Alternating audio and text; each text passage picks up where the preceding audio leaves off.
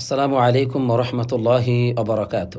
ইন্নাল হামদুলিল্লাহ ওয়াসসালাতু ওয়াসসালামু আলা মান লা নাবিয়্যা বা'দা। সুপ্রিয় দর্শক শ্রোতা, আমরা মসজিদ নববীর খুতবার অনুবাদ শুরু করছি। আজকের খতিব হচ্ছেন ফদিলাতুশ শেখ আব্দুল্লাহ বিন আব্দুর রহমান আল বুআইজান হাফিজাহুল্লাহ। যে বিষয়ে তিনি মুসলিম উম্মার জন্য খুতবাটি প্রদান করেছেন তা হচ্ছে মাদকাসক্তির কুপ্রভাব ও তার প্রতিকার। বিষয়টি বর্তমান সময়ে খুবই গুরুত্বপূর্ণ, কারণ পৃথিবীর সব জায়গাতেই এর কুপ্রভাব দেখা যায়। বিশেষ করে মুসলিম সমাজগুলিও আজকে এই মাদকাসক্তির কুপ্রভাব থেকে মুক্ত নয়। মুসলিম পরিবারও তাদের যুবক যুবতী অনেক ক্ষেত্রেই এই প্রভাবে প্রভাবিত হয়েছে। সম্মানিত খতিব সাহেব তিনি তার বক্তব্যের মাধ্যমে আমাদের সবাইকে এই মাদকাসক্তির কুপ্রভাব থেকে সতর্ক করেছেন এবং এর প্রতিকারের ব্যাপারে আমাদেরকে তিনি দিক নির্দেশনা দিয়েছেন, উদাত্ত আহ্বান করেছেন। সম্মানিত খতিব সাহেব প্রথমে আল্লাহ রাব্বুল আলামিনের প্রশংসা জ্ঞাপন করেছেন, অতঃপর রাসূলুল্লাহ সাল্লাল্লাহু আলাইহি ওয়াসাল্লামের উপর দরুদ পাঠ করে তিনি আমাদেরকে লক্ষ্য করে বলছেন, হে মুসলমানগণ, আল্লাহ রাব্বুল আলামিন আনুগত্যের জন্যই মানব জাতিকে সৃষ্টি করেছেন, আর তার অবাধ্যতা থেকে তাদেরকে সতর্ক করেছেন। আর দুনিয়ার জীবনটাকে করেছেন পরীক্ষার জায়গা, আর আখিরাতকে করেছেন চিরস্থায়ী এবং আমলের প্রতিদান পাওয়ার জায়গা। অতএব যে ব্যক্তি সামান্য থেকে সামান্য কোনো ভালো আমল করবে তার প্রতিদান সে পাবে, আর যে ব্যক্তি সামান্যতম পাপ করবে, অন্যায় করবে, তারও প্রতিদান প্রাপ্য তাকে দেওয়া হবে। আল্লাহ রাব্বুল আলামিন তিনি জান্নাতের পথকে রেখে দিয়েছেন কষ্টকর, অপছন্দনীয় অনেক বস্তু দিয়ে, আর জাহান্নামকে বেষ্টন করে রেখেছেন মানুষের জীবনের লালসা, লোভ লালসা, প্রলোভন, এসব কিছু দিয়ে। অতএব মানুষের কর্ম ভালো করতে হবে, কারণ প্রত্যেক মানুষের কর্মের পরিপূর্ণ প্রতিফল পাবে। এই মর্মে আল্লাহ রাব্বুল আলামিন সূরাত আল ইমরানের 185 নম্বর আয়াতে কারিমায় বলেছেন, وإنما توفون أجوركم يوم القيامة فمن زحزح عن النار وأدخل الجنة فقد فاز। তোমাদের কর্মের প্রতিফল পরিপূর্ণভাবে তোমাদেরকে দেওয়া হবে, আর সেই দিন কিয়ামতের দিন যে ব্যক্তিকে জাহান্নামের আগুন থেকে দূরে রাখা হবে আর জান্নাতে প্রবেশ করানো হবে সে ব্যক্তি হবে সফলকামী। আলহামদুলিল্লাহ। হে আল্লাহ, আপনি আমাদেরকে আপনার দয়া অনুগ্রহে ওই সফলকামী মানুষের অন্তর্ভুক্ত করুন, আমিন। এরপর সম্মানিত খতিব সাহেব তিনি তার মূল বক্তব্যে প্রবেশ করলেন এভাবে যে ইসলামের অন্যতম একটি মূল লক্ষ্য এবং মহৎ উদ্দেশ্য হচ্ছে এই যে মানুষের কয়েকটি মৌলিক অধিকারকে হেফাজত করা, সংরক্ষণ করা। একটি হচ্ছে তাদের দিন, অপরটি হচ্ছে তাদের জীবন, এরপরে হচ্ছে আকল, এরপরে হলো মাল আর নাসাল তথা বংশ। অর্থাৎ এই 5টি মৌলিক অধিকারকে প্রতিষ্ঠা করা, এগুলোকে সংরক্ষণ করার অন্যতম একটি বা ইসলামে এটা হচ্ছে একটি বড় লক্ষ্য, বড় উদ্দেশ্য ইসলামের। আর এর উপর ভিত্তি করে শরীয়তের অনেক বিধিবিধান প্রণয়ন করা হয়েছে। অতএব ইসলাম যেহেতু মানুষের এই 5টি মৌলিক অধিকারকে সংরক্ষণ করে, একটি হচ্ছে দিন, 1 নম্বর দিন, 2 জীবন, 3 জ্ঞান, 4 সম্পদ, 5 হচ্ছে বংশ। তাই এই 5টি মৌলিক অধিকারের উপর যে কোনো ধরনের আঘাতকে ইসলাম এটাকে ধ্বংসাত্মক আঘাত বলে আখ্যায়িত করেছে এবং এটাকে অনেক বড় অপরাধ হিসাবে আখ্যায়িত করেছে।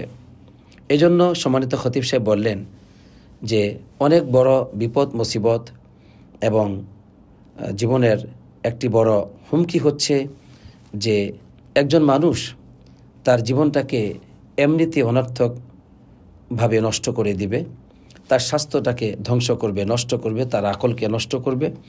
এটা হচ্ছে অনেক বড় বিপদ।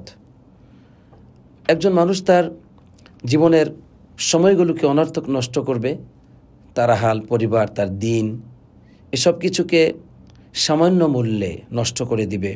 এটা ইসলাম কখনো পছন্দ করেনি এবং এটাকে অনেক বড় অপরাধ বলে আখ্যায়িত করেছে। বিশেষ করে এই জীবনটাকে মানুষ এরকম তারা নেশা জাতীয় বস্তু বা মাদক দ্রব্যের মাধ্যমে তাদের জীবনটাকে বিনষ্ট করবে, তথা তারা সুস্থতাকে অসুস্থতার মাধ্যমে বা অসুস্থতাকে সুস্থতার বিনিময়ে গ্রহণ করবে। এভাবে তাদের নিরাপত্তাকে তাদের বিভিন্ন রকম বিপদ মুসিবত দিয়ে গ্রহণ করবে, পরিবর্তন করবে। তাদের জীবনের আনন্দকে তারা এভাবে করে চিন্তা, বিষণ্ণতা, পেরেশানি এসব কিছু দিয়ে পরিবর্তন করবে, যার মাধ্যমে দুনিয়া এবং আখিরাত উভয়টি ক্ষতিগ্রস্ত হবে। এটা ইসলাম কখনো পছন্দ করেনি, বরং এটাকে মহা অপরাধ বলে আখ্যায়িত করেছে। এজন্য সম্মানিত খতিব সাহেব এবার বলছেন, হে মানব জাতি, এই যে মাদকাসক্তি, মাদক দ্রব্য, এটা হচ্ছে মানুষের প্রাণনাশক অস্ত্র। এটা হচ্ছে মানুষের এমন শত্রু, যেই শত্রু তাদের জীবনকে ধ্বংস করে, তাদের সুস্থতা, জ্ঞান, তাদের বোধ শক্তি, অনুভূতি শক্তি, তাদের জীবনকে ধ্বংস করে তাদের জীবনটাকে নিঃশেষ ও বিলীনের দিকে নিয়ে যায়, নাউজুবিল্লাহ। আর এই কাজ তারাই করছে যারা হচ্ছে শত্রু, যারা হচ্ছে আমাদের শত্রু। আর এই সমস্ত শত্রুগুলো তারা মুসলমানদের মধ্য থেকে কিছু শত্রুদেরকে, কিছু নির্বুদ্ধদেরকে গ্রহণ করে তারা তাদের মাধ্যমেই এর ব্যবসা বাণিজ্য করে যাচ্ছে, সমাজে এর প্রচার করছে। এভাবে সমাজের যুবক যুবতীদের জ্ঞান, আকল, ভবিষ্যৎ, তাদের চরিত্রকে নষ্ট করছে। অতএব আমাদের প্রত্যেকের উচিত যে আমরা এটাকে শক্ত হাতে দমন করব এবং এর যে প্রতিকার যারা করছে, সংশ্লিষ্ট কর্তৃপক্ষ যারা, তাদের সাথে আমরা সহযোগিতা করব এটাকে শক্ত হাতে প্রতিহত করার জন্য। কারণ আল্লাহ রাব্বুল আলামিন আমাদেরকে বলেছেন, যা সূরাতুল মাইদা 2 নম্বর আয়াতে আল্লাহ তাআলা বলেন, ওয়া তাআওয়ানু আলাল বিররি ওয়াত তাকওয়া ওয়া লা তাআওয়ানু আলাল ইসমি ওয়াল উদওয়ান। তোমরা একে অপরকে সৎ কাজ এবং তাকওয়ার কাজে সহযোগিতা করো, আর তোমরা একে অপরকে পাপ কাজ এবং সীমালঙ্ঘন কাজে সহযোগিতা করো না। এই জন্য আমাদের শরীয়তের একটি বিধান হচ্ছে যে আমরা সৎ কাজে সহযোগিতা করব একে অপরকে। আর সৎ কাজের আদেশ, অসৎ কাজের নিষেধ, এটা এতটাই গুরুত্বপূর্ণ আমাদের শরীয়তে যে এটা শরীয়ত আমাদের উপর ওয়াজিব করে দিয়েছে এবং দুনিয়ার মহা কল্যাণ হিসাবে আখ্যায়িত করেছে। আর মানুষের জ্ঞানের দাবি হচ্ছে এটাই যে মানুষ সমাজে সৎ কাজ করবে, অসৎ কাজ থেকে মানুষকে বাধা দিবে। কিন্তু তার বিপরীত যদি হয় যে অসৎ কাজের ক্ষেত্রে মানুষ যদি নিশ্চুপ থাকে, নীরব ভূমিকা পালন করে, তাহলে অবশ্যই এটা পাপ কাজ। যেমনটি তিনি বলেছেন, আস-সুকুতু ওয়াত তাসাত্তুরু আলা আসহাবিল মুখাদ্দারাত মিন আ'যামিল আথাম ওয়াল মুনকারাত। নীরব ভূমিকা পালন করা, চুপ থাকা, যারা মাদক সেবনকারী এদের বা যারা মাদকাসক্তি আছে, যারা মাদকের দিকে আসক্তি হয়েছে, এদের ব্যাপারে চুপ থাকা, নীরব ভূমিকা পালন করা, এটা হচ্ছে একটি মহা গুনাহ, পাপ এবং মহা অন্যায়, নাউযুবিল্লাহ। এবং এটা বিপদ ও মুসিবতের অন্যতম কারণ হিসেবেও সম্মানিত খতিব সাহেব আখ্যায়িত করেছেন এবং এটা লানতের কারণ। এ মর্মে আল্লাহ রাব্বুল আলামিন সূরাতুল মাইদার ৭৮ এবং ৭৯ নম্বর আয়াতে কারিমা বলছেন, লুইনাল্লাযীনা কাফারু মিন বানি ইসরাঈলা আলা লিসানি দাউদ ওয়া ঈসা ইবনে মারইয়াম। যারা কাফের, বনী ইসরাঈলদের মধ্যে যারা কাফের, তাদের উপর লানত করা হয়েছে দাউদ আলাইহিস সালাম এবং ঈসা আলাইহিস সালাম, মারিয়ামের সন্তান ঈসা আলাইহিস সালামের জবানের মাধ্যমে। অর্থাৎ এই দুইজন নবীর ভাষায় বনী ইসরাঈলদের উপর লানত করা হয়েছে যারা তাদের মধ্যে কাফের। কেন? কি অপরাধ ছিল তাদের? যালিকা বিমা আসৌ ওয়া কানু ইয়াতাদুন। এই জন্য যে তারা সীমালঙ্ঘন করেছিল, অবাধ্য হয়েছিল, সীমালঙ্ঘন করেছিল। এই জন্য সীমালঙ্ঘনটা কি ছিল? কানু লা ইয়াতানাহাউনা আন মুনকারিন ফাআলুহু লাবি'সা মা কানু ইয়াফআলুন। এটাই ছিল অপরাধ তাদের, যে অন্যায় তাদের কাছে করা হতো সেটাকে তারা নিষেধ করতো না, তা থেকে মানুষকে তারা বাধা দিত না। তাদের সামনে অন্যায় করা হতো, পাপ করা হতো, এটা থেকে তারা বাধা দিত না, কতই না নিকৃষ্ট কাজ তারা করেছিল। অতএব মাদকাসক্তির ব্যাপারে সমাজে চুপ থাকা, নীরব ভূমিকা পালন করা, এটা হচ্ছে পাপ কাজ, এটা অন্যায় কাজ। বরং এটাকে কিভাবে প্রতিহত করা যায় সেজন্য সংশ্লিষ্ট কর্তৃপক্ষের সাথে যোগাযোগ করে এটাকে শক্ত হাতে দমন করার আপ্রাণ প্রচেষ্টা চালাতে হবে। অন্যথায় যদি আমরা মনে করি যে আমাদের সন্তানরা তো এটা থেকে মুক্তই আছে, কিন্তু বিষয়টি তা নয়। আজ মুক্ত আছে, কাল তারা ওই পাপের সাথে জড়িত হবে, ওই ধ্বংসাত্মক বেদির সাথে তারাও বেদিগ্রস্ত হতে পারে, নাউজুবিল্লাহ। আর যদি তাদেরকে আমরা বাধা দেই তাহলে তারা মুক্তি পাবে, আমাদের সন্তানরা মুক্তি পাবে, আমরাও মুক্তি পাব। রাসূলুল্লাহ সাল্লাল্লাহু আলাইহি ওয়াসাল্লামের একটি গুরুত্বপূর্ণ হাদিস সম্মানিত খতিব সাহেব উল্লেখ করেছেন, যা বুখারীতে এসেছে। রাসূলুল্লাহ সাল্লাল্লাহু আলাইহি ওয়াসাল্লাম আমাদেরকে জানিয়েছেন যে মাসালুল কাইমি আলা হুদুদিল্লাহ ওয়াল ওয়াকিঈ ফিহা কামাসালি কওমিন ইস্তাহামু আলা সাফিনা فأصاب بعضهم أعلاها وبعضهم أسفلها فكان الذي في أسفلها إذا استقوا من الماء مروا على من فوقهم فقالوا لو أن خرقنا في نصيبنا خرقا ولم نؤذ من فوقنا। তো রাসূলুল্লাহ সাল্লাল্লাহু আলাইহি ওয়াসাল্লাম বলছেন, যে ব্যক্তি সীমার ভিতরে আছে, আল্লাহর আনুগত্যের ভিতরে আছে, আর যে ব্যক্তি সীমানার বাহিরে সীমানা অতিক্রম করছে অর্থাৎ আল্লাহর অবাধ্য হচ্ছে, এই দুই ব্যক্তির দৃষ্টান্ত হচ্ছে এমন যে একটি দল তারা কোনো নৌকাতে ভ্রমণের ক্ষেত্রে বা স্টিমার বা লঞ্চ, এক্ষেত্রে ভ্রমণের ক্ষেত্রে তারা কি করলো, তারা সেখানে লটারি দিল। কারণটা হচ্ছে এই যে সেখানে নিচতলা আছে, দোতলাও আছে। তো নবী করিম সাল্লাল্লাহু আলাইহি ওয়াসাল্লাম বলছেন যে কিছু মানুষ লটারি দেওয়ার পরে তারা উপরে জায়গা পেল, কিছু মানুষ নিচে জায়গা পেয়েছে। এখন যারা নিচে আছে তাদের যখন পানির প্রয়োজন হয় তখন তারা উপরে গিয়ে পানি নিয়ে আসে, কারণ পানি উপরে রাখা আছে। তো এক পর্যায়ে যারা নিচে আছে বারবার সেখানে পানির জন্য যায়, তারা বলল, আচ্ছা আমরা এক কাজ করি, আমাদের নিচ থেকে আমরা এটাকে ছিদ্র করে নেই, খনন করে নেই, তাহলে আমাদের উপরে গিয়ে কষ্ট করতে হবে না, আমরা কাউকে কষ্ট দিব না, উপরে যারা আছে, বাস আমরা নিচ থেকে ছিদ্র করে পানির ব্যবস্থা করি। এবার রাসূলুল্লাহ সাল্লাল্লাহু আলাইহি ওয়াসাল্লাম বলছেন, ফাইয়াতরুকুহুম ওয়ামা আরাদু হালাকু জামিআন ওয়া ইন আখাযু আলা আইদিহিম নাজাউ ওয়া নাজাউ জামিআন ওয়া নাজাউ জামিআন। যদি এই যে চিন্তা তারা করেছে, যদি এই চিন্তাকে বাস্তবায়ন করতে দেওয়া হয় উপরে এবং নিচে যারা আছে, তাহলে কিন্তু সবাই ধ্বংস হয়ে যাবে। আর যদি তাদের হাত ধরে, শক্ত হাতে হাত ধরে করতে না দেয়, তাহলে উপরে নিচে যারা আছে সবাই মুক্তি পেয়ে যাবে। আলহামদুলিল্লাহ, সুবহানাল্লাহ। কি অনন্য দৃষ্টান্ত রাসূলুল্লাহ সাল্লাল্লাহু আলাইহি ওয়াসাল্লামের।